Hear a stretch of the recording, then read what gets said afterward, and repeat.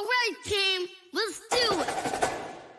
Precision, rankings, design, excitement. All part of the winning formula in the fight to become Band of the Year. We're coming to win, cause runner-up is not an option. We keep it moving cause it ain't no stopping. Let the games begin. Championship should be decided on the field.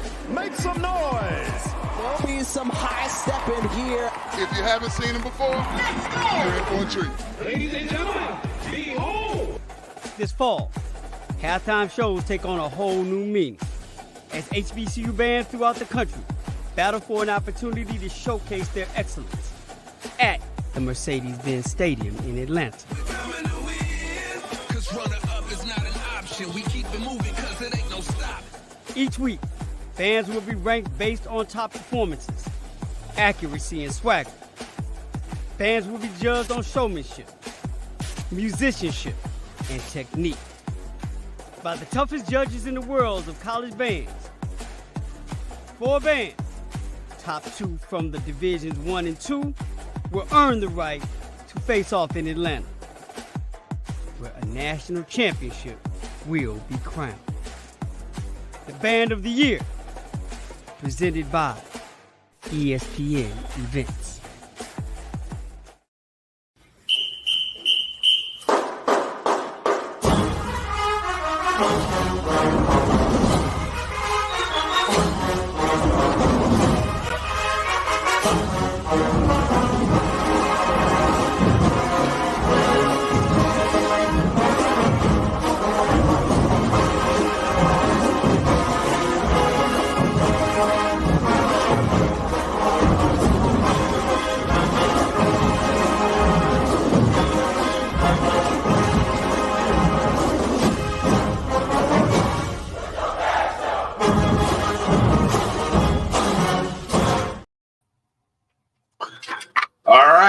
It's the OMG StrikeZone PostGame. Fresh off that beatdown that we told you was going to happen in Miami Gardens at Hard Rock Stadium. Calvin Roser, I'm Brian Fulford, Marcus Green. Any lies told? Any lies told, Marcus? Any lies told? None whatsoever. Calvin just gonna eat his shit because he tried to tell people. Is that popcorn? It's the closest thing. It's what's it? Funny. Fun. What? The first 3 letters is what? Fun. It was fun whooping that. That's exactly what it was. 28-10. That was the final score, right? 28-10. Final score. Brian, it should have been. That shouldn't have been the final score, but we'll talk about that later. Hey, winner, chicken dinner for your boy on the money line. The parlay on the +4 and the under on the total. I'm driving back to Orlando feeling good. I ain't felt this good in a long time.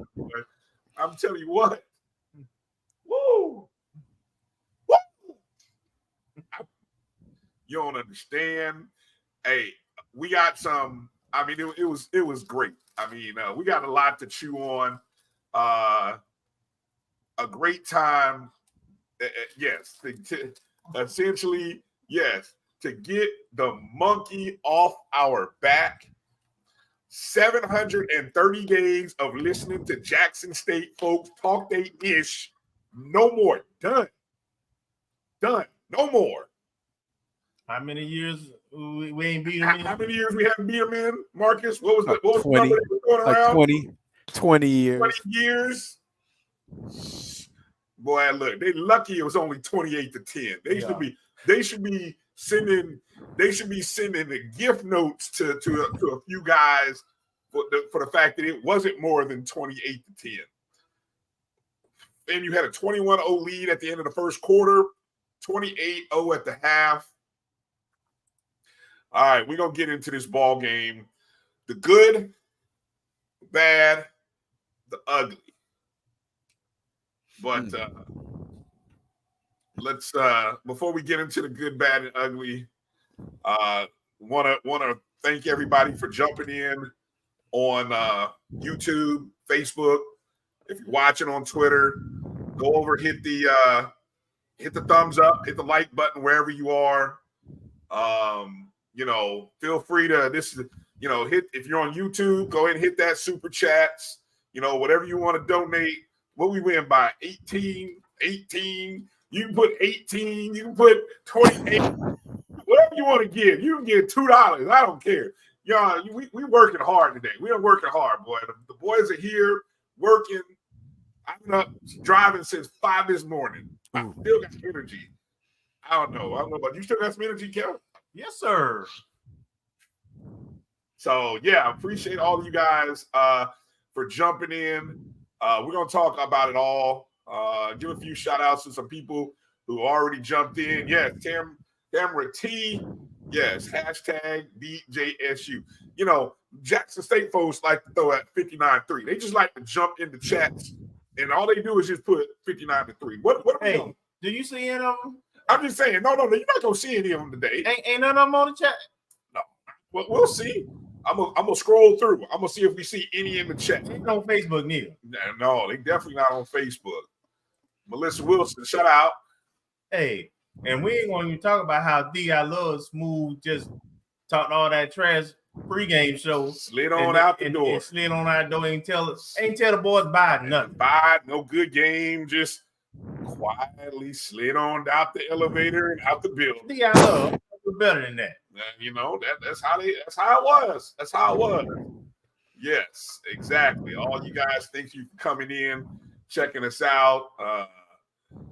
Oh man. Marcus, you had a good view from you weren't interrupted at all by Spectrum or anything like that, were you? No. Good. Yeah, I had a great view. Great view. Just general. Let's go with emotions. Let's start there because I think we got to talk about that. I mean, I know I'm an emotional person. Our emotions or the team's emotions? No, hey, let's go ours. Let's go ours because I think we all feel what Rattler Nation feels. So let's talk about our emotions because I think a lot of people are gonna have similar emotions. So I'll start with you, Marcus. Your feelings and emotions right now. I guess to encapsulate it, well, I'm pleased. There's some things that we need to work on, but this is one more roadblock we got past. And I guess one thing that's simple, I came downstairs and turned on the TV and I was watching the pregame and my wife was upstairs doing something in the kitchen. So, in the kickoff, I was yelling and screaming. She came running down the stairs like, she knew I was watching the game. She just wanted to see what was going on. Because she knows when I yell, I'm either yelling like, you better do that, or dang go, so it's one or the other. And so she could tell whether it's good or bad based on what I say. And so she came downstairs and was like, what happens? It's like, we ran the opening kickoff back. It's on, baby. So I knew right then. And then when we got up, so I'm pleased, but not satisfied. We got 10 more games to go. No, we got 12 more games to go. Kelvin will tell you, I tried recording. I should post it. I tried recording the opening kickoff, right?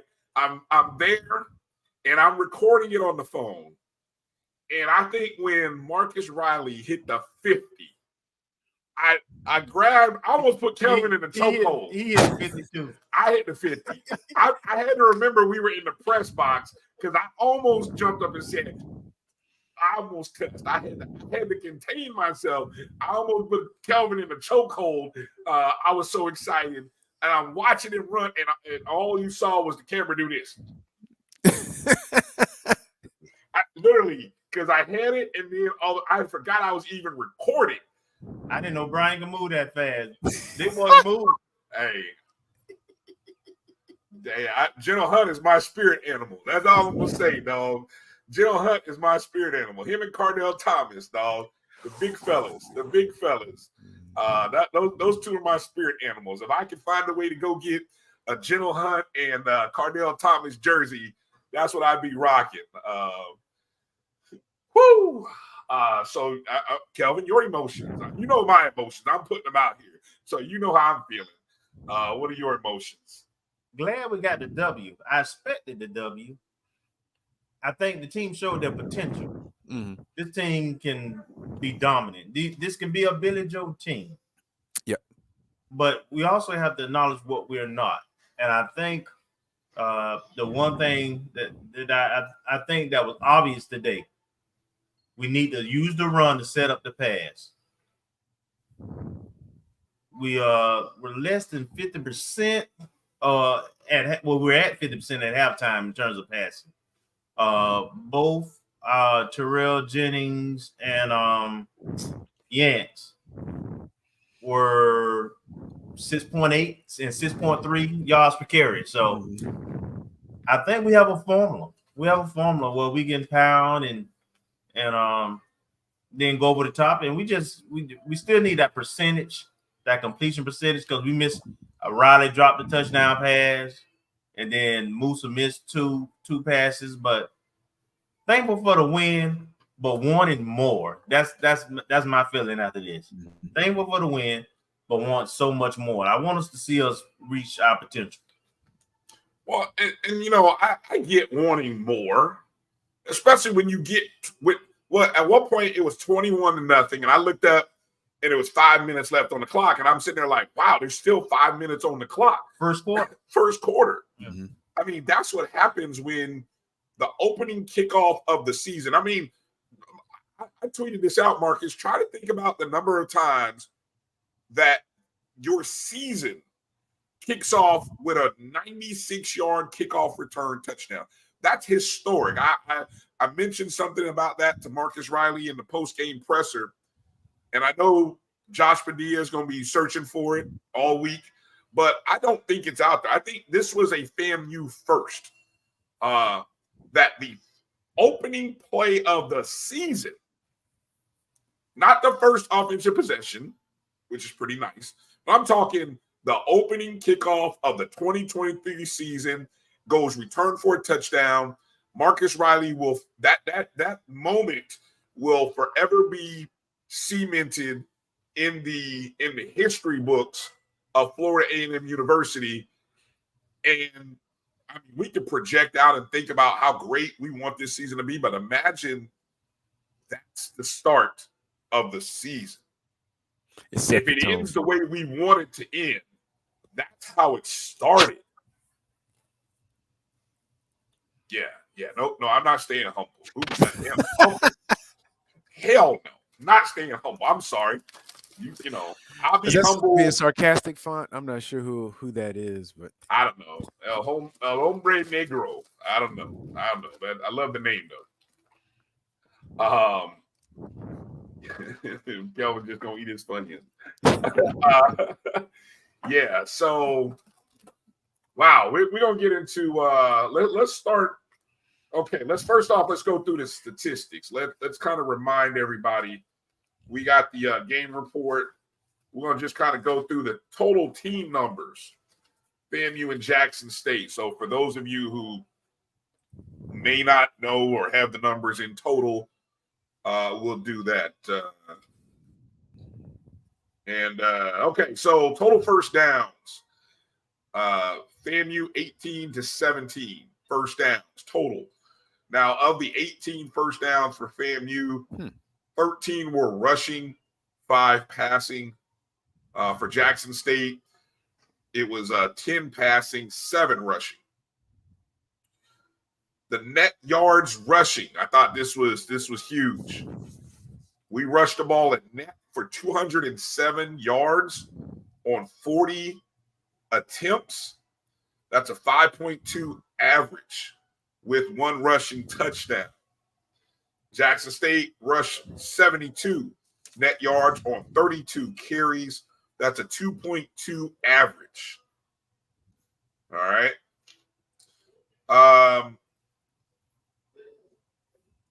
When you go into, and so basically how now net is total, basically is determined by, so they basically take your yards gained rushing minus the yards lost. FAMU actually rushed for 224 yards, but they lost 17. Jackson State rushed for 135, but lost 63 yards. Okay. And if I'm not mistaken, I think some of that comes on sacks. Mm-hmm. Yeah, some of that comes on Yeah. sacks. And if you scan down here, when we get to the number of sacks, you may see that number. But also there's just tackles for loss as well. All right.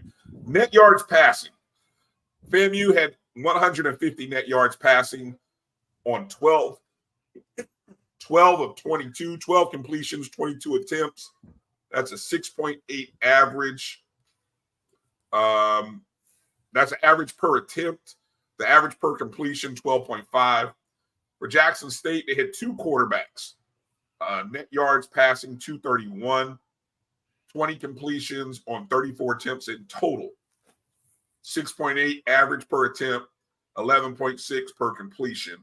FAMU had two passing touchdowns. Jeremy Musa did all the passing for FAM.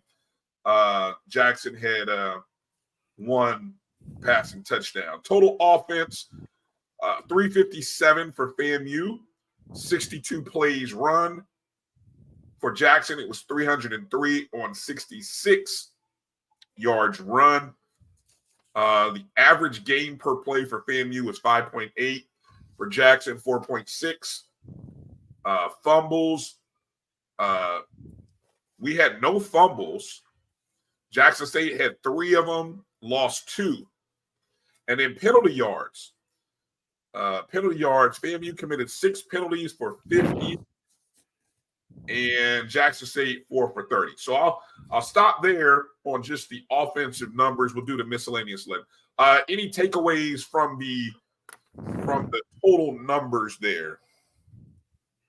I was just running some numbers too. It looks now we talked about this in the pregame. I mean, not the pregame. Our season preview in terms of the percentage, in terms of the run pass percentage, and surprisingly enough, I mean it's like 36%. If we have 61, 62 total plays, and 22 of them were passes, so that means we're passing at a 36% rate, and so we chose to run the ball 64. So it's almost a 2 to 3. 2 to Yeah. 3. Yeah. Yeah. So 2/3 of the time we ran the ball basically, Yeah. which when you watch the game, it kind of plays out. It just didn't seem like it because the tendency, I guess, is to focus on the plays that we missed. And it seemed like there were a couple big plays that we missed that would have ballooned the score even more.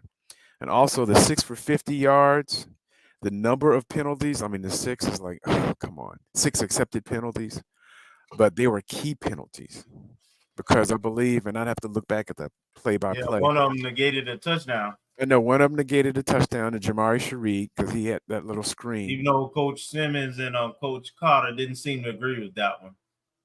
Yes, and also because Coach Simmons sprinted down the field, and I was like, where is he going? Because he was right behind the receiver who had broke it, and he went straight to. He was chasing what he was doing. He was chasing that ref because he threw the flag early. And the other thing is, I thought there was one drive. I can't remember which one it was. And it may have been our first offensive drive. I think we may have eventually scored. But there was one where we put ourselves behind the chain. And it may have been another holding call by Pruitt, where we had like a 1st and 20 or 1st and 25 when we were making progress. So we had some untimely penalties. And, we got to clean that up. If I'm not mistaken, while we're talking about penalties, I don't think we committed any penalty in the first quarter, and our first penalty didn't come until I think I wrote it down like the 12-minute mark of the second quarter. Well, that's good, but I mean, we were playing a clean game. Good start. I mean, look, that was my my pick in terms of bold prediction that we would get off to a quick start. I said 14 points in the first quarter. But we did 21. And not because we played a clean first quarter. Mm-hmm. The other thing I'll say is we know that the strength of this team is our defense. And the numbers kind of bear that out. Jackson State was only 2 of 14 on third down conversions. I mean, we were pretty dominant for the most part. They hit a couple of passes, one which was a clear push off, the first one. But all in all, we had 4 sacks. We had 3 turnovers on defense. So, especially the field goal, I mean the return units and the defense pretty much controlled this game for us. Yep. I love the fact we were talking about that run percentage of 2 to 3. I just love the fact that when we are in our first offensive drive, we ran the ball 4 consecutive plays. Kelvin Dean started. I'm looking at the plays from the shotgun formation. Actually, in those first 3, actually it was the first 3 plays were run. Kelvin Dean rush for, it says no gain because we actually started on a 1st and 5 thanks to a penalty. So second play was a 4-yard run, got a first down. Created a 3rd and 1. Then we pick up a first down again. So, I mean, quickly, we ran the ball 3 consecutive times. Then 2 plays later, Musa hits Nicholas Dixon for 13 yards for a first down. And then we went right back to the rush with Jamarie Shareed picking up 10 yards and a first down. And it put us right in and at this point, we're driving into Jackson territory. So we're in the red zone. And then, of course, the first offensive touchdown of the game comes on a Musa pass to Javonte Davis. Javonte Davis for 18 yards. And that's the first. Now, can I make a quick comment? And it may have been this drive because I think that was the drive after the JSU quarterback fumble, or that Alan Smith calls him the fumble. I want to say the first play or second play, I think it was this drive, Musa was under center. And I was like, oh, okay. I noticed that because typically we're always running shotgun or pistol. And one of those plays when we first got down there, early in the game, it was in the first quarter, we were starting to build that lead. He actually got under center, and I'm hoping to see a little bit more of that. Yeah, you have to look back at the replay, but I knew it must have been on the pass to Nicholas Dixon because on the play sheet they do have the shotguns and the huddle, no huddles all called. So yeah, he had a couple of he actually had a completion to Dixon under center, and then he had the toss or it would have been a toss to Shareed for 10. That too was under center. So I mean, look, I thought the formations were nice in the first. I saw 2 tight end sets on that opening drive. Had an H-back. I remember one time we had a lineman at fullback on the goal line. And then I tell you, my favorite thing was that last drive that took the rest of the time off the clock after we got the fumble. I said to Brian, one of the things that we had been talking about, I had been harping on, was we need to be able to inject our will on our opponent. And when we need to run the ball and they know we run it, we still need to be able to run it. And that's exactly what we did. We took time off the clock and drove it all the way down to the goal line. Wanted to finish it off with a touchdown as an exclamation point. But at the end of the day, there's a lot with what we saw today that bodes well moving forward. And we talked about it in our preseason show. Are we going to see more of the 2021 offensive play calling where it was balanced and we leaned on the run game and didn't necessarily try to, be air Musa? Not that it's all bad, but it proves out. Or we've got studs back there. We've got a 4-headed monster. When you include, because the Will Hoyt got some spot duty in there too and picked up some good yards. So you got to lean on them. We don't have to wing it out and put your quarterback in harm's way unnecessarily. Right.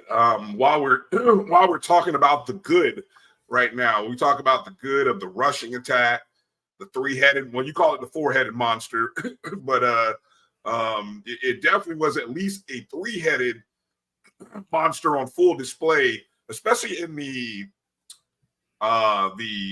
rotation of drives. I mean, you saw Dean started, then Jennings had the second series, then Yant had the third series, and then it just kind of went, like that for a minute. And what was interesting by the second half, just looking at the stats, Yant and Jennings were the ones who really had the numbers. I mean, Kelvin Dean, 9 carries for 37 yards. That's a 4.1 average. Then you had Jaquez Yant, who had 11 touches, 72 yards. The long was 19. The long was 19 yards for Yant, 6.5 per carry average. Then Terrell Jennings, which, remember what I said in the pregame about Terrell Jennings, right? On his way to moving into the top 20 in all-time career rushing yardage at FAMU. And that was just if he hit his average. His average per game is like 33. Terrell Jennings, 11 carries, 79 yards, 75 net for night. That's a 6.8 average. His long run was 19 yards. So, I mean, the combination of Jennings and Yant and then Dean, and then, like I said, Leland Wilhoit, you brought up 3 carries for net 8 yards. And then, of course, Shamari Shareed had a 10-yard run in there as well. Even Jeremy Musa had a good run. I mean, he had 3 rushes for net 11. His long was a 15-yard run, which first down. Yeah, got a first down, key first down. Yeah, that was big. So that's just impressive what we did running the ball. So congrats to the Tote Gang and Coach Simmons for recognizing the advantage that we had and taking advantage of it. Staying committed. The key was staying committed to the run. And we, for the most part, we stayed committed to it.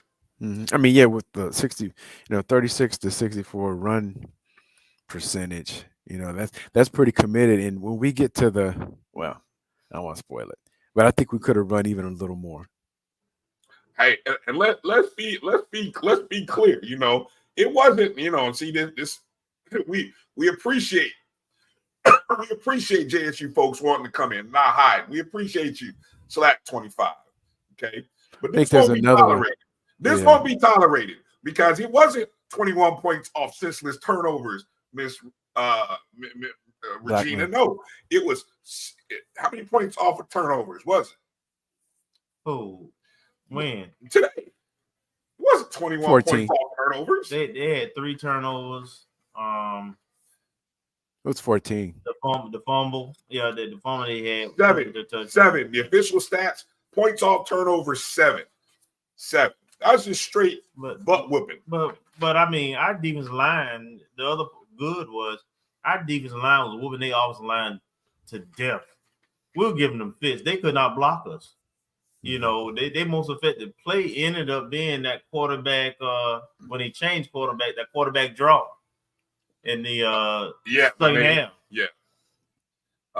We'll get into talking about that in a minute. Let's go. Let's keep with the good. Let's go with another. What's another good from this contest? Kelvin, what you got? Well, the only other good, man, is that we're 1-0 in Swag East. Oh, come on. You're being that's good. You're being modest. Yeah. Okay, that's great. We're 1-0 in the Swag East. We got a leg up. And if you look at the rest of the swag, boy, we control our own destiny, which is all you can hope for. So that's the good for me. It's tough man to please. He's waiting on the other 2 segments, Marcus.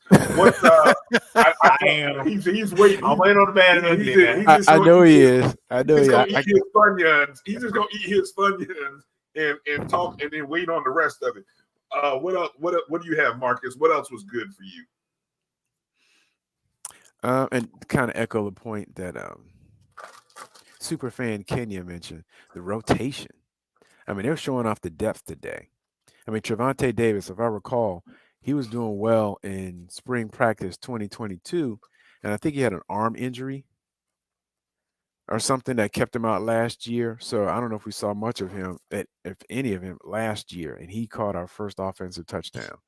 You saw Nick Dixon get in, make a couple plays, have a couple balls go his way, and as yet, I mean, he was, way down on the depth chart last year when we had X-Man and other folks. So he was making a contribution. You saw Jamari Gassett get in there, even though I think they might have tried to force it a little much to him. But you saw the depth of the wide receivers in terms of the different skill sets and the rotation that we have in there in terms of the people we can just run out there. And I think even though it wasn't as hot as it was last year, having that level of depth with no drop off, I mean, that in and of itself can win you a game because you're just pounding and pounding and pounding. You're either running somebody, trying to catch up with somebody, you're blocking somebody. It's like, dang, they got another dude, and you got to stand back there and protect their quarterback. So there's just, I think the depth was showed off today in terms of and pretty much all the positions, the ones that we had rotations in. Musa was probably he was the only one that was in that quarterback. But other than that, we showed off a deep rotation of just about every position. So to me, that's good, and get some playing time and some experience because we're going to need it. It's a long season. I'll go with some good here from the special teams returners. I mean, obviously, the Marcus Riley kickoff return of 96 yards, but he also had another return of 96. Let me see, that's 24 yards. He finished with 2 returns for 120 yards on the kickoff returns. And how about Jamari Shareed? What was killing me in our press box, God bless the guy who has to do the in-house media, but he could not get Jamari Shareed's right. I think he heard every version of Jamari Shareed's name. We even heard the past tense. She read Jim Michael J. I don't know what. We heard all kinds of stuff in the box. And he butchered it. And the whole time we were just the whole game. And it was just like Jamari Shareed. God bless Josh Padilla, who they go out of their way to put these name pronunciations on FAMUathletics.com so that people can actually hear the name from the guys themselves. Anyway, speaking of Shareed, he had 3 punt returns, total 95 yards. The long was 50. That one almost became a touchdown. I think he took a bad angle personally. And poor Griffey.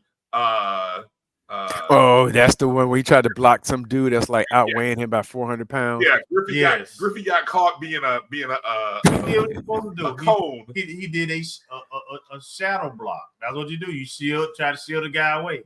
Because wasn't nothing else he could do. That dude was like 6'5", probably about 350. Yeah.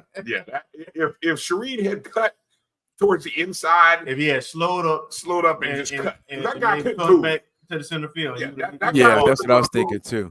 That guy wasn't going to move his hips. He might have thought he could have got past him, but he was just too bulky. He just pushed Tevin Griffey into his way to get Shareed out of bounds. But yeah, if he would have cut back or slowed up, don't know if it was momentum. It was carrying him too fast to cut back to the inside. But yeah, he almost broke at least 2 or 3 because there was that one and there was another one where he jumped over. He had to, I think, his own person. I think it was a punt return before that. All right, we did enough good.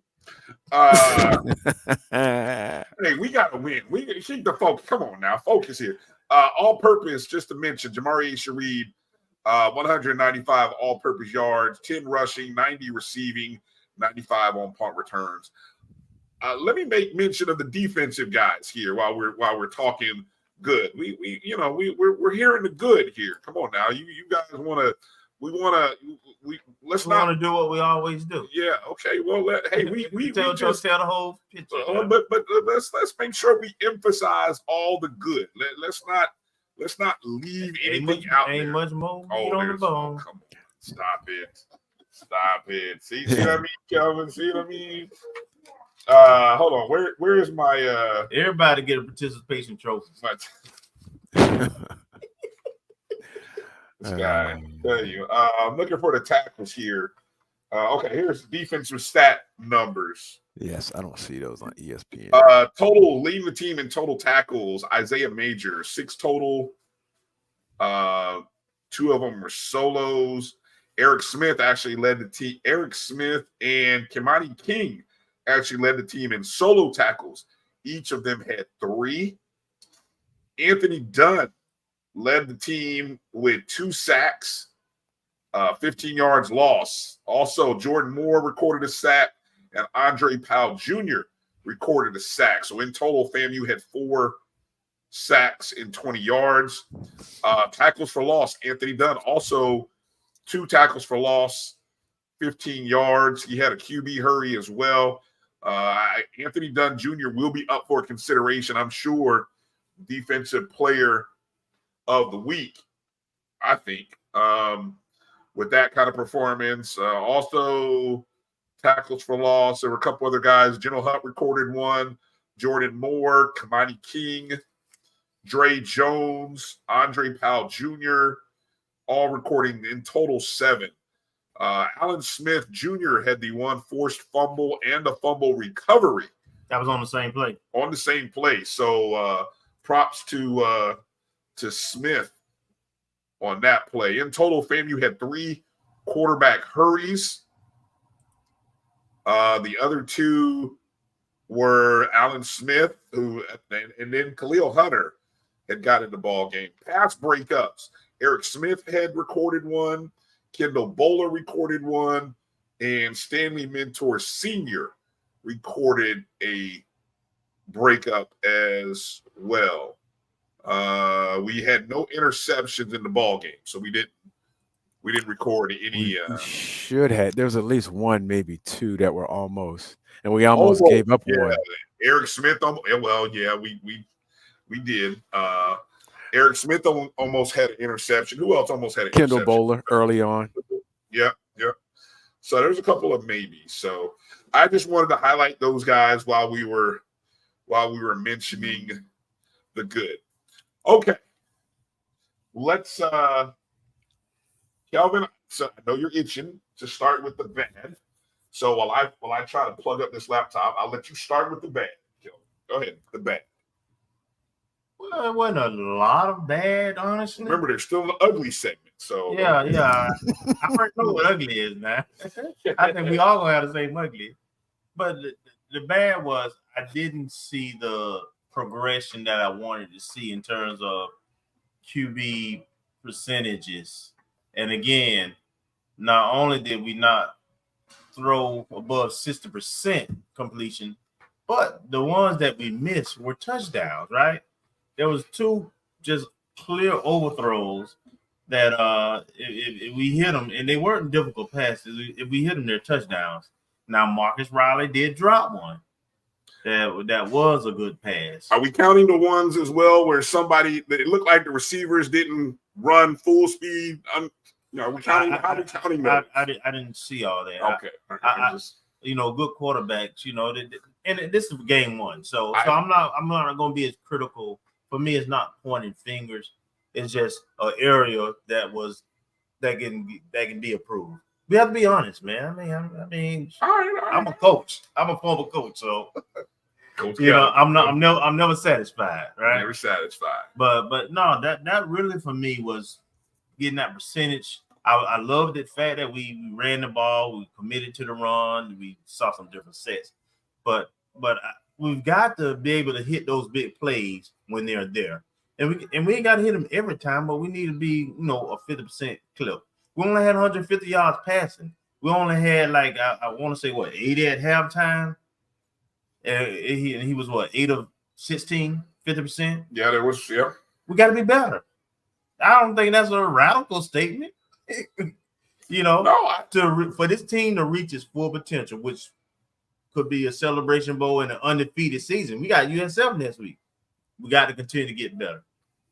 Agreed. That's my point. All right. Kelvin's bad. Marcus, you're bad. My bad. Similar to Kelvin, we need to hit those plays. But I want to say at the 4-minute mark in the first half, We had the ball, and I went back to the play. Let me pull it up real quick. The play-by-play. We had the ball. Let me see. This is the right play. We were basically in JSU territory. We had a 1st and 10 at the 35. That might have been right after one of the punts. We threw three straight passes with 4.5 minutes left in the half, up 28-0. Yeah. Well, You're in the, sorry. this is the second Who quarter. passed- You're in the second quarter. I'm in the second quarter, right? Okay. 4.5 minutes left to go in the half. And we had 3 straight plays to Jamari Gassett. 2 passes that were incomplete, sandwiched a 5 was looked like a jet sweep or a loss. So we were on the 35 with the 4. If we had done what we did in the last 4 minutes of the game, if we had done it then, because I'd have thought 4.5 minutes, you could run, and you're at the 35, you could take your time, even if you just march down and get a field goal attempt.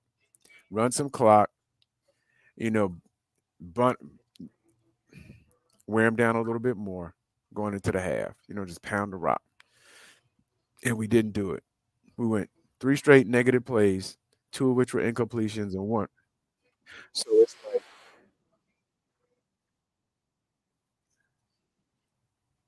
I lost you, Marcus. You there? yep. Okay. Yeah. So we had some plays where we did not take advantage of our field position and didn't seemingly make a wise choice in terms of trying to air it out when we had 4.5 minutes left, had them on the ropes, and could have just put the nail in the coffin. Yeah. Okay. Yeah.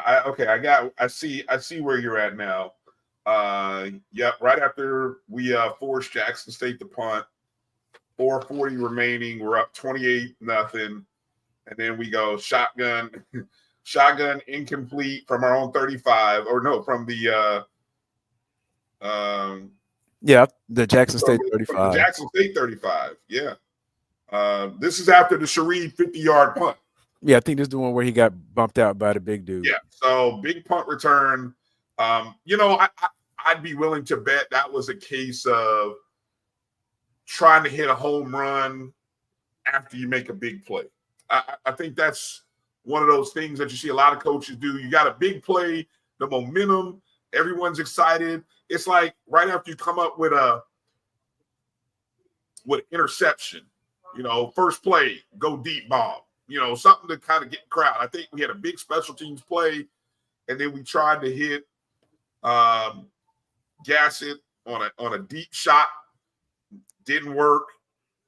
And then we tried to come back and we ran a run to Gassett, which resulted in a 5-yard loss. And now you're looking at 3rd and 15. So you got another incomplete pass to Gassett.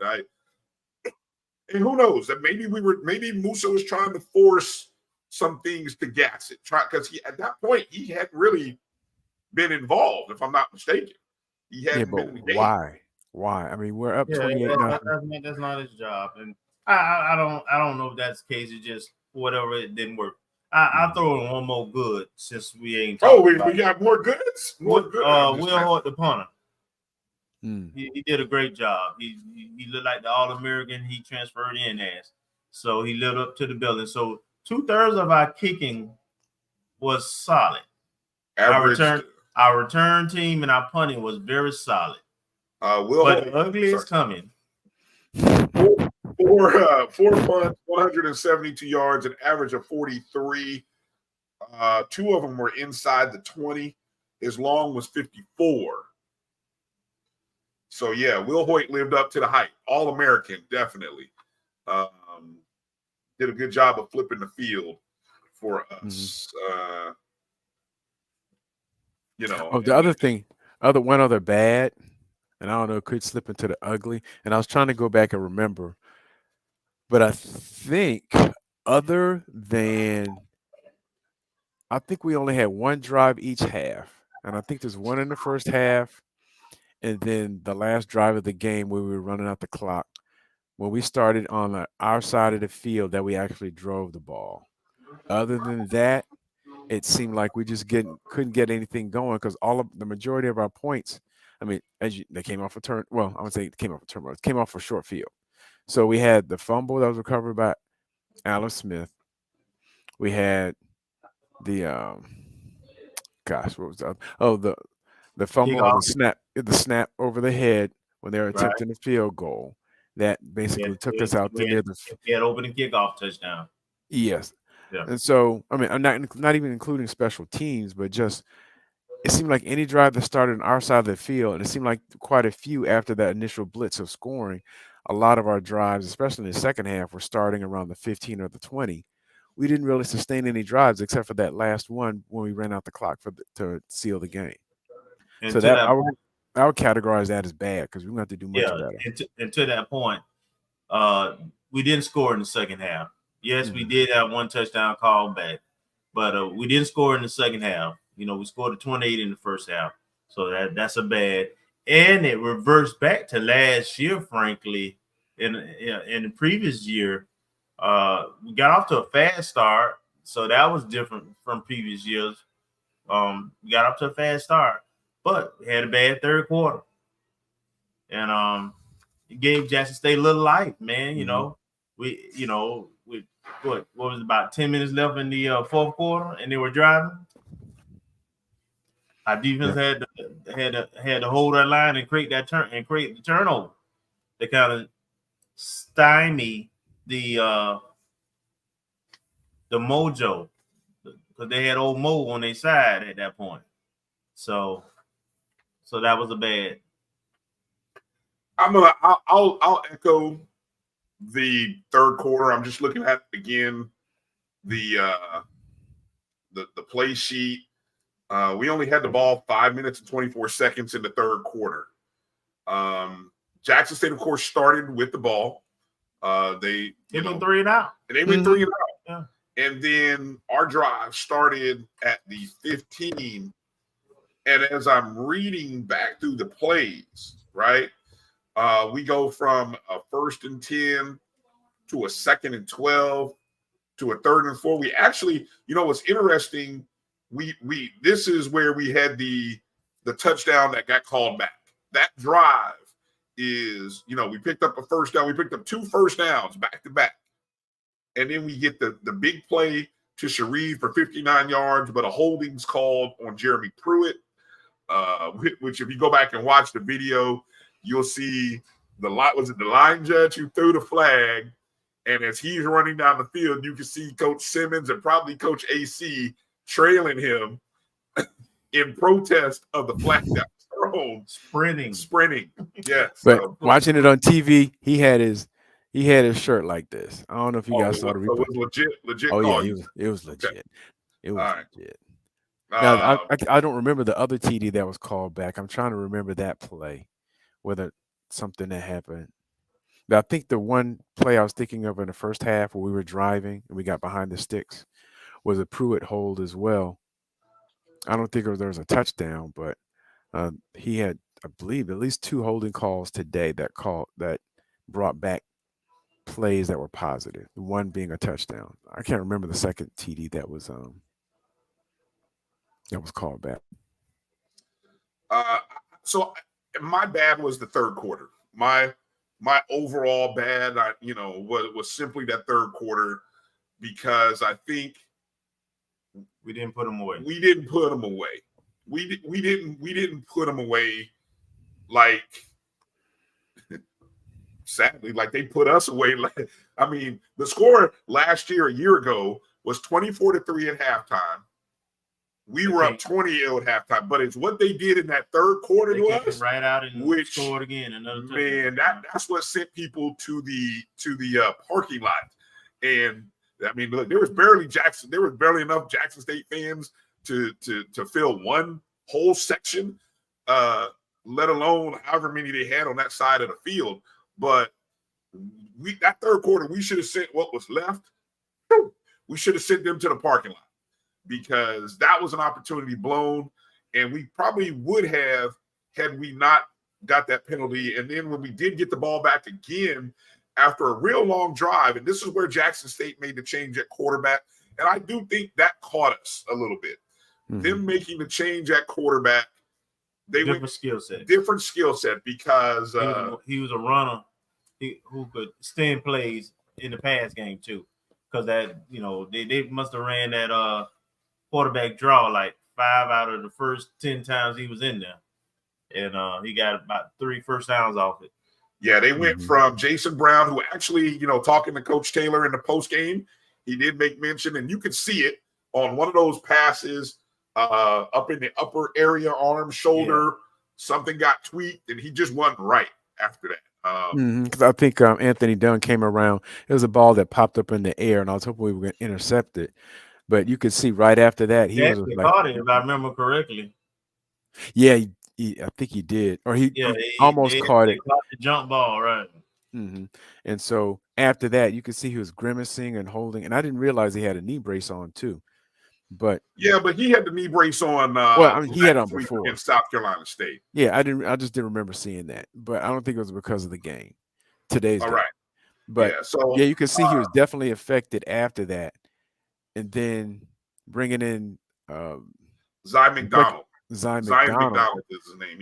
Yeah, he changed. He had a change of pace, and he's more. They said he was more of a scrambler, even though he's got a decent arm. It has to be a decent arm for a quarterback. So I think look at these numbers for McDonald, though. This is what threw us. And obviously, they had the one big play, the 66-yard touchdown. But he was 10 of 14 for 149 yards. He got sacked twice. He rushed 8 times for 37 yards. So he gave Jackson State a totally different dynamic, which we really didn't study. We weren't, so by circumstance, it's actually very good for us that we were up 28 points, that had that kind of cushion to deal with a change in quarterback. And it kind of spoke a little bit to one of our Achilles heels last year, where it seemed like running quarterbacks were our Achilles. Last year the kid from Langford from Alabama A&M. When you said that, I was Bishan McCoy. Bishan, I can't Bishan. I don't remember his name. McCray from Southern. I mean, they were at points eating our lunch, and it seemed like we had him contained for a while, and then they just got out. So he was kind of the same thing. And actually, one of the plays where I don't think we sacked him, but we got him down on a short gain. Looked like he came up, helped favoring his right arm. So I thought we might be on a third string quarterback, but he stayed in there. But I noticed we missed 2 sacks on McDonald. That's how quick he was. I mean, guys like General Hunt and a couple other guys, they had him in the grass, and it was like, whoop, kind of squirted out, like trying to hold the soap. It was just gone, But even still, I thought, it throws a change because we're used to more of a pro-style quarterback when we study film on Patrick Brown, but then you switch over to somebody else with a different skill set, and then it's like, okay, now, not that they aren't capable of getting to him, but now everything you've been preparing for kind of goes out the window because now you don't have that same playbook for him, because now you have to kind of must rush, and it seemed like the pass rush was less effective. I don't know if fatigue. I know we switched in some reserve players. We're seeing like a combination of everything, and he moved the ball a lot better. I got one more good now that I think about it that we didn't mention. See, the good was that the coaches paid attention to the South Carolina State game in terms of our offense run game. If you watch that South Carolina State game, the way JSU defense was on the weak side, you can outflank them. So if you notice, a lot of our runs were either cutbacks or going to the weak side of their defense, where we had better numbers, and we did a really good job of sticking with that, and that was from scouting what we saw last week. So that was also a good. Look at that, Kelvin, find me goods. And I do like the way this is another good in terms of the formations you guys mentioned earlier. I mean, they had a lot of trips, and they had a lot of, I guess, bunch formations, but also they pulled it in tight, and they, if we're gonna run the ball, we're gonna run the ball and dare you to stop us. So I like that mentality as well. Not only from that 4-minute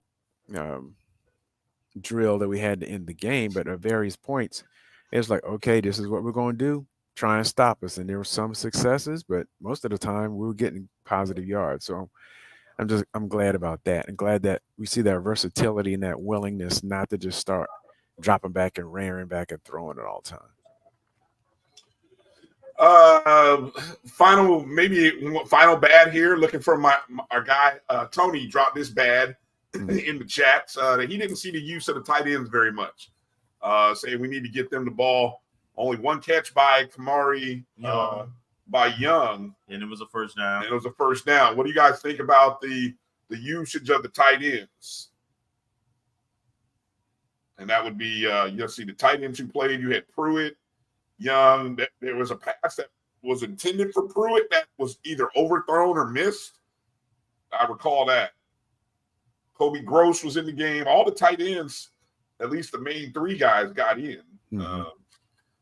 Anybody want to add any comment to this? Per the course that we did a little more blocking this game with them, but yeah, they need to be a major part of the passing game also because they are very good, mm-hmm. and we have 3 of them that are really, really good. 2, 3, 4, 5, 6, 7, 8 different players caught a pass from Jeremy Musa. I know obviously 12 of 20. It's not good. Would qualify as, below expectation. 12 of 22. 12 of 22, excuse me. Yeah. Below expectation. And he admitted that as well. Coach Simmons and Jeremy both recognized that. And it's not post-game press conference. It's not that, Which you want to do it 22 times. Again, it goes back to the plays that you missed. You're only going to have 3 or 4 of those per game. And you need to hit 50% of them. You got to at least hit half of them. And we just didn't do that this game. I wish I want to go back in and take a look at those missed completions, though. I wish I could do like what we do in basketball, which is load up the plays in like huddle and then say, show me all the missed shots, like show me all the incomplete passes and then go there, But anyway. All right, so let's get to the ugly. We can all sing that in unison. And I think rather 3, 2, 1, 1, 1, 4. Special teams. Field goal kicking. Yeah. Special teams was good. 2 blocked field goals. Yes, indeed. Yeah, we talked about that in our preseason kickoff. Special teams, because I think we had 3 last year. I have to look back. 3 block kicks, 3 block field goals, and a couple block punts. And it didn't look like, and with both of those field goals, it didn't look like we were close to getting them off. That was what was disappointing. Not only were they blocked, but it don't look like we had a chance of it not getting blocked. Mm-mm. And one of them on the replay, it looked like Terrell Jennings was on the wing on the right side, and he stepped out and allowed the inside man to get past him. The second one looked like it was just a speed rush from the outside, and maybe they overloaded the side. But that first one that got blocked, he's got to get the ball up faster though. There's like a 1.7 seconds between the snap and the holder and getting it up in the air, and he's got to get it up faster. And see, my issue is that it's been a issue all fall camp. Yes, it's been that way all fall camp. So maybe we need to look at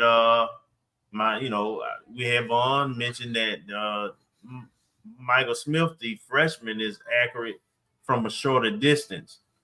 We're gonna have to figure that out, man. When we get in the around 40-yard line and in this 4th down, whether we want to take that risk, because those block punts, field goals could have turned into touchdowns very easily. Yes, and we won't get away with that against South Florida. No, because when you play look, your margin for error is very thin. I mean, hell, Howard blew an opportunity to beat Eastern Michigan, and Eastern Michigan is not a. I mean, hell, they're probably about as on equal par with US with South Florida, honestly. But if Howard doesn't have special teams mistakes at the beginning of the game, they controlled that game in the second and third quarters and could have won that game in the fourth quarter, but you had buried yourself because of poor special teams play. Right. Look, Jackson State hurt themselves, return, and then also had the bad snap on their first field goal attempt. And then we had the 2 blocks. I would say, Marcus, if you're able to, one of the things we'll go look at, I know we all will. Coach Simmons even said in the post-game presser that he is taking full responsibility for fixing the field goal unit. So, yeah, I know Tony put Doc Gamble on. Look, Doc just got there early. Yeah, that's early. Doc just got there. Wasn't around that nation. Yeah, There has to be something fundamental because this is the second or third year in a row. Oh, think about it. All 3 OBCs we played against Jackson State, we've had a kick blocked. That's right. Whether it be a field goal or a punt. So it's going past. It's like 3 different special teams coordinators because in 2021, it was his name's went on my head. He coaches the tight ends as well. But when you have that, but look, Yeah. let me Coach Spady. Last year it was Chili Davis, and this year is Doc Gamble. So I don't know what it is fundamentally that they're seeing on film that they know that we either by a certain formation, like if we overload to one side, that we leave ourselves vulnerable or what. But 3 straight years and 3 different special teams coordinators on our side, and we have the same result. Maybe Jackson State is something that they are good at. I mean, you run into teams that are good in certain specialty areas. Maybe Brian, maybe we need to get better. Come on, look, I mean, come on, man. It's football. I mean, we should be able to block and get field goals up. Most teams do that. That's a routine part of the game. all right, but if your opponent is really good at It something, doesn't matter. It does matter. If you fundamentally sound, it doesn't matter. Okay. We got to be fundamentally sound.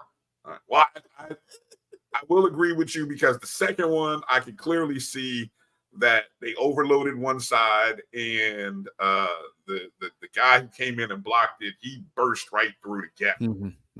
So that's why because USF is going to be all over that. Anytime they're going to anytime extra points, field goals, you better believe they're going to study that over and over. Hey, here's a weakness. They're going to put pressure on us like no other. Yeah, here's a weakness that we found in this school. Yeah. And so here's what we got to go attack. So, yeah, definitely their special teams unit is going to be on high alert just as much as our special teams unit, which is why Coach Simmons said in that presser, he's taken over the field goal unit group for this upcoming week of practice, which remember we talked about and saying, I thought the one good thing about having a head coach like Doc Gamble is there are so many aspects to field goal units, but hey, guess what? Maybe the one unit that he's new, maybe hasn't had enough time to focus in on as he'd like,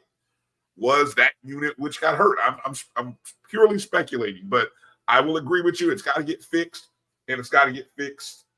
ASAP. We're trying to get championships, buddy. Yeah, because little things like that. If you think about that, I mean, that's 6 points off the board from the 2 blocked field goals, assuming it's made.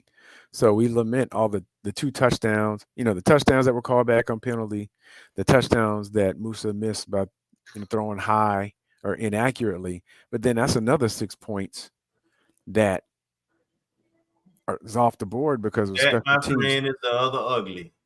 The field goal kicking was one ugly. The other ugly was the fact that we left about 35 points on the field. Yeah. And we're a good team. To be a great team, can't do that. Nope. Yeah, we left too many points on the field, either from penalty or inaccurate throws. And to be honest, in those times, and like you both noted, when those overthrows, those dudes were open. I mean, they were open. Wow. They got past the secondary, and either just based on pure speed and athletic ability or their route running, but they were open enough to get a big gain and or a touchdown. So it wasn't like a miracle throw that's like 2 inches off the ground and it's like, ooh, what a catch, some Julio Jones type stuff. They were wide open. And we only gave up 1 sack, so it wasn't like he was on the constant pressure either. The line did a solid job, so he just got to make sure he have his feet set and be ready to throw on time and put some air on the ball so that we got all our receivers got pretty good speed. They can catch it, but you put air on but under the ball on a couple of those passes. You got to put a little more air on the ball with a little more touch. Guys got to run. Now I do have one more ugly. Go ahead. Not necessarily for FAMU. I knew you guys were live in the stadium, but I was watching the broadcast. Jay Walker be hating on FAMU. That's what I heard. Man. What did he do? Let me guess. He was complaining about the quarterback position and especially Musa being the preseason offensive player of the year. Is that it? Oh, he touched on it a little bit. Said, yeah, you got to be better than that. He said he's just rushing his passes. But no, just the team in general, because before they ran down, they had a graphic that showed the last 4 years of FAMU, the last 2 in the MEAC, and then these last 2 years, just basically chronicling the almost for FAMU. And he was like, he said, it's always something with FAMU. 2008, you had to win 1 game. I mean, he was talking facts, but if you watch the history, whenever he's broadcasting our game, he seems to have something negative or less, less favorable. Other than the orange jacket that he wore on in 2021 in support of us getting a playoff bid. Other than that, there's going to be at least something shady thrown in there throughout the broadcast. It may be shade from an old MEAC rival, but it is. Did he tell any lies? No, he did not lie, because in 2018, we had to win 1 game and get in. 2019, we had a self-imposed ban. Lost it at Howard.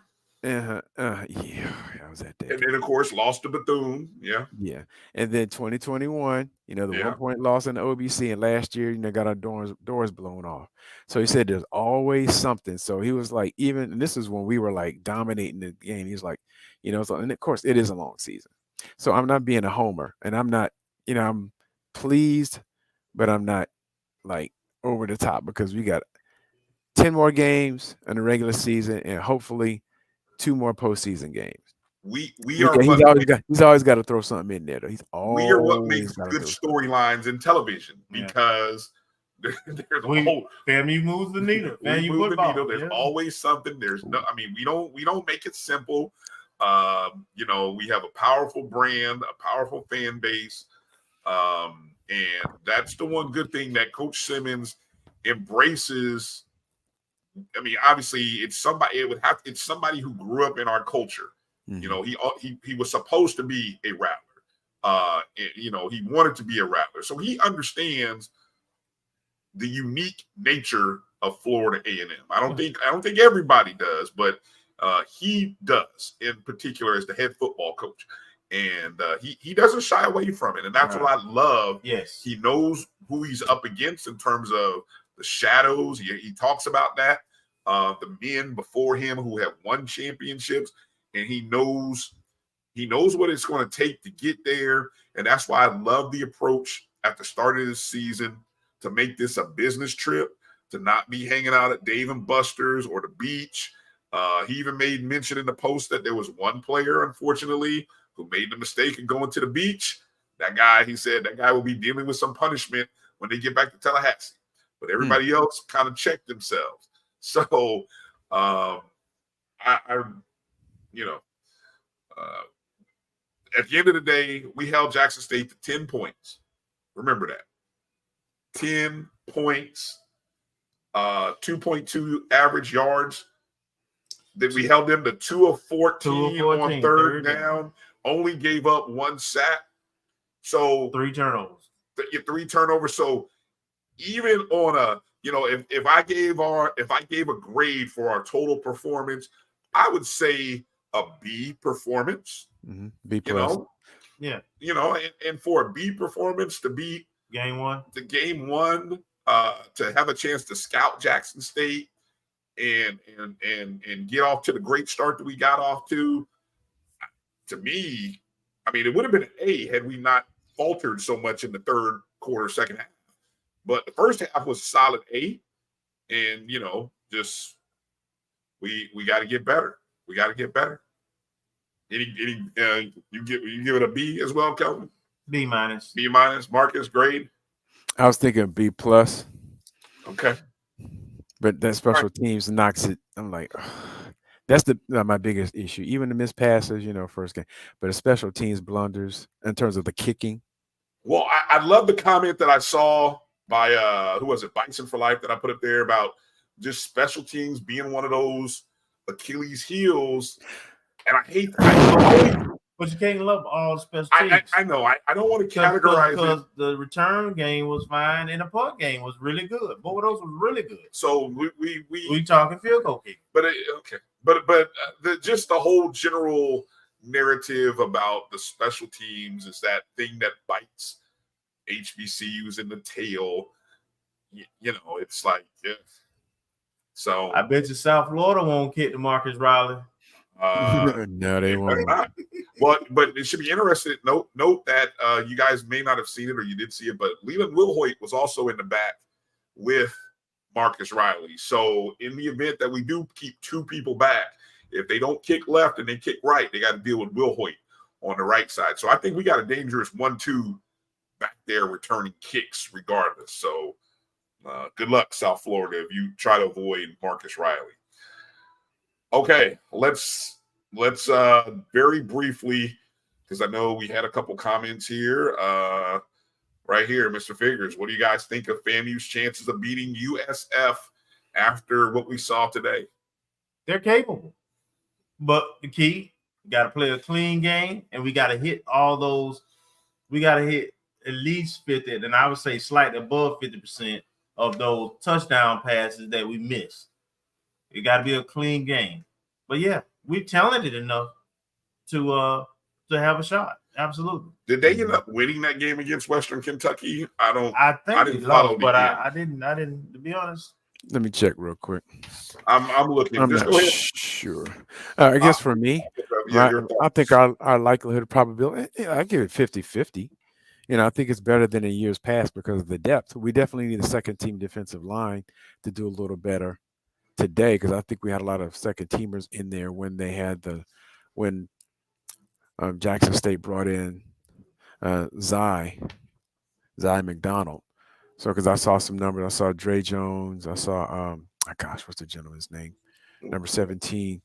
He's one of the transfer defensive linemen that we brought in. So we had them to do a better job to make sure there's no drop off, and the same dominance that we had with our first teamers happens with the second team.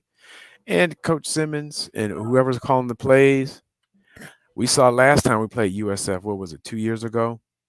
Mm-hmm. And we ran the ball very ran the ball. I think Terrell Jennings specifically. Yeah, I think he had over 100 yards that game. Yeah. And we were up. I mean, we're getting blitzed. We got blitzed 24-0 before we started running the ball. But if we had stuck to that game plan, I know they're on a different coach now, and a different set of players perhaps due to the transfer portal. But if they have the same level of weakness, if we have the same type of play calling percentage, if we have the same type of play calling percentage we did today with 39 rushes, and if we have similar to success to what we had 2 years ago, and also the other thing, even though our defensive line was putting a whooping on J State and gave their starting quarterback issues, running the ball shortens the game. If you got a potent offense, keep them off the field by getting first downs, chewing up clock. And so based on what I saw last week with South Carolina State, I was thinking that we might run the ball to make sure that we have ball control, minimize the number of plays and opportunities Jackson State has. And our defense and special teams will hold us down. I didn't know it was going to turn out like it did, but just minimize an opportunity for the other team to have as many possessions or make them one-dimensional by jumping out to a big score really helps. And so by running the ball, it helps keep them away, keep them on the sidelines. If they have a potent offense, and against USF, what it does is make sure our defense stays rested and helps to wear their defense down, especially if that's a weakness. Yeah. So USF and Tony put this in the chat. Yeah, they lost to Western Kentucky 41-24 on Saturday. Outscored 24-7 in the second half alone. So the guy we'll have to look out for is their quarterback, Byram Brown. On the ground, he ran 25 times for 170 yards. He's a runner. He's a runner, but he passed 34 times. He was only 15-34 for 166 yards. He's a runner. But he did score 2 touchdowns on the ground. So, look, they also had another guy, a running back, by the name of Naquan Wright. He ran 17 times for 111 yards. So, clearly, USF is a run team. Of those two guys alone, they ran for something like 384 yards on 61 rushes. I mean, again, 61 rushes. Now, the tempo is also pretty impressive. They got off something like 93 plays. I mean, just think about that for a second. We only got off 62. They ran 93 plays on Saturday against Western Kentucky. So, and ran 384 yards rushing, 6.3 average. So, whew, we got a work cut out for us. I like our defense. Yeah, well, this is a good test for the defense. We'll come into this game unlike the previous games with them, and typically, I really believe we have the depth to play against the FBS opponent, and I think this team is going to go in, including the coaching staff, believing and expecting that they have a shot to win this game. Oh, wait a minute. The quarterback, we offered him Byron Brown. Oh, we did? Mm-hmm. Well, hey, I see why after what I saw him do it the other day. Here's something for you guys to look up. When's the last time FAMU went into week 2, or let's just say a game against an FBS opponent unbeaten? I have to go back and look in the history books. Maybe we'll have to head out for Wednesday's show, kind of look and do some research and find out when's the last time FAMU went into a matchup against an FBS opponent with a win under their belt or unbeaten. So that'll be good. For us, we will be at the Tampa Alumni Chapter tailgate. So already talked to the Tampa Alumni Chapter. We will be with them for the tailgate that they're going to have Saturday afternoon. The game is another 6 or 7 p.m. kickoff. 7 p.m. 7 p.m. So it's a 7 p.m. kickoff in Tampa. And so if you want to take a look at the Tampa National Alumni Chapter, come, buy a ticket, buy a plate, come be a part of that tailgate. We will be there. We're going to do a pre-show from over there. So thanks to Mr. Kinsey, James Green for making that possible and hooking us up with some electricity and other stuff. And we look forward to hanging out with the Tampa Rattlers. Yes. And Bull said he'll be there. So, Bull, we'll see you over in Tampa. And anybody else who's coming to Tampa, let's come to Tampa, Let's get this team over the hump. Let's get this team over the hump. We can get an FBS win this week. Next Saturday, the Rattlers can win that game. Yeah. Pretty historic moment coming up, too. I know, shout out to Vaughn, who's brought it up a few times. 1969, Florida A&M, Jay Gaither's last game was actually a win in Tampa against the University of Tampa.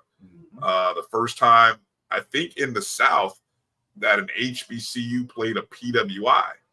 I think Grambling won them. Somebody else played one like 2 years before, but maybe it's just in the state of Florida. But it wasn't a regular season game. If I remember that might have been like a bowl game. But this was at the end of the season. This again, this is the last game of the Gaither era. So FAMU has history in Tampa.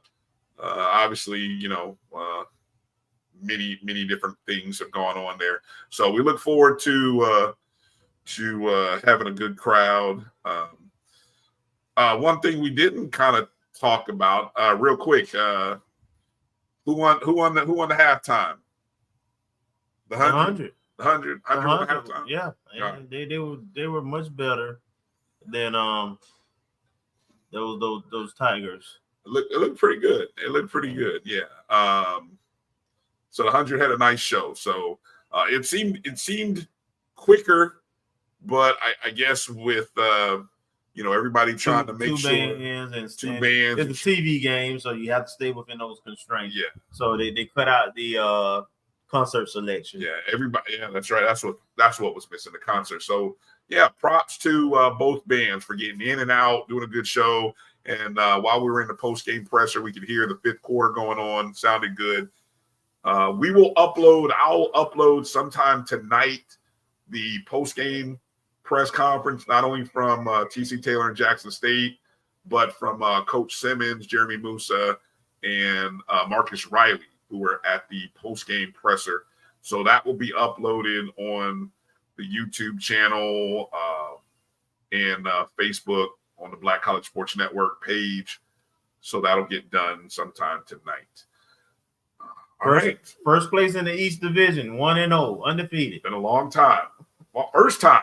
Tied for first. First time. Yeah, tied for first. We in first. I don't care about nobody else. Well, yeah. Well, who we tied with? Oh, Alabama State. They won. They won a game. Well, I don't know if that technically counts because they played against the SWAC West. We are in sole possession of first place because we are the only division team who played a game that counted. Yeah, that game didn't count. It didn't count on the record. So yeah, we are 1-0, first place in the SWAC East. Now we got to hold it. It's we control our own destiny, right? Mm-hmm. All right, there it is. Any final thoughts, Marcus, Kelvin? Any final thoughts here? A solid start, a good start. We thought this team was very talented. Now we know this team is very talented. We beat a Jackson State team that just beat a South Carolina State team conventionally last week. We beat them conventionally, and we did it with 2 block punts and missing a lot of opportunities. So this team, talent-wise, is who we thought we are. Can we continue to get better and progress? Can we become dominant in all phases? That's the challenge for the rest of the season starting Saturday. Marcus, you want to add anything? Nope. Next game up. On to Tampa, right? On to USF. That's what we say. So we look forward to Wednesday's show. You guys make sure to come check us out Wednesday night on the Black College Sports Network. I thought the Jackson State Tiger said something. I can't hear you. 8 p.m. Eastern, 7 Central at O&G Strike Zone, Facebook, Twitter, Instagram. You can download the show on the BCSN Pod Zone as well. You guys, we appreciate it. Hit the thumbs up, the likes, any tips, donations, super chats. We appreciate it all. We hope you appreciate it and enjoyed the content on game day, pregame, postgame. And we know you enjoyed the game. So have fun, Rattler Nation. It took us 700 and something days. You had to deal with a lot of noise. So have fun. Have at it. And, I'm not even going to tell you to be graceful. Just do you. Do you. All right. Yeah, grace is lacking on Twitter. This is what we do. Rattlers, we win. Yeah. All right. Say a prayer for us as we're traveling home. Say a prayer to all of Rattler Nation who's traveling from Miami to wherever they're going tonight or tomorrow. And we look forward to seeing you guys on Wednesday night. For Marcus and Kelvin, I'm Brian. Had a great time today. good stuff out there. Really enjoyed today, man. Hey, let me just add real quick. Please. JSU is a really good team. Mm-hmm. And so I think they'll have a chance still. I think they handle Southern. I'm gonna pick them to beat Southern I'm picking them to beat Southern. Yeah, definitely. After what I and saw, so if they come out of this month 2-2, look out. that's impressive. They're only gonna get better. Remember that 4-game schedule. Remember I told you, I said, what were the odds that they would go 0-4? And then we saw how bad South Carolina State was. And then they showed me something. So yeah, they got a shot at going 2-2. Definitely. I think that's gonna be a good one against Southern next week. So we'll talk more about the other stuff on the upcoming week. Got to figure out who our guests. Maybe we got to reach out. We might have to pull in somebody from maybe volleyball or football. I don't know. I have a thought. I haven't made it. I'm listening. Oh, Are you going to tell us offline later? Yep. All right, good. Okay. If you guys got any thoughts on any guests that you'd like for us to have on the show, hit us up on Twitter or send us an email, ONGStrikeZone@gmail.com. Let us know what you like. Okay, now we're done. Thank you, Rattler Nation. We appreciate you. We love you. Take care of yourself. Things up. Peace out.